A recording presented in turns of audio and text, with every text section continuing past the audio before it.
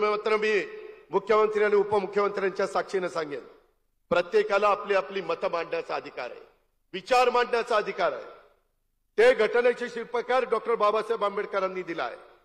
पण कुठल्याही सत्ताधारी असो, विरोधी असो किंवा आणखीन कुणी असो, वाचाळवीरांनी थोडंसं आपले त्या ठिकाणी मर्यादा पाळाव्या. आपण शिवशाहू फुले आंबेडकरांच्या महाराष्ट्रात राहतोय.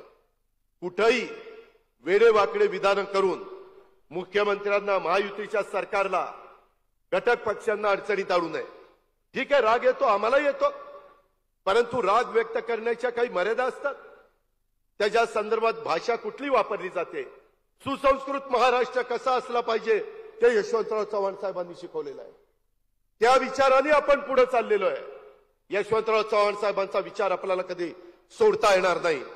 आणि त्या पद्धतीनं ठीक आहे, भाषा कशी असली पाहिजे, उद्याच्याला कुणी आपल्यावर टीकाही करता कामा नये. अनेक प्रकारचे शब्दप्रयोग वापरता येतात, अनेक प्रकारचे भाषा त्या ठिकाणी बोलता येते.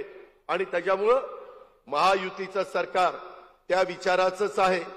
जर कुणी एखाद दुसरं बोलून गेलं तर तो महायुतीच्या सरकारचा त्या गोष्टीला सपोर्ट आहे असं समजण्याचं कारण नाही. हे देखील मी आजच्या जाहीर सभेच्या निमित्तानं या परिसरामध्ये सांगू इच्छितो.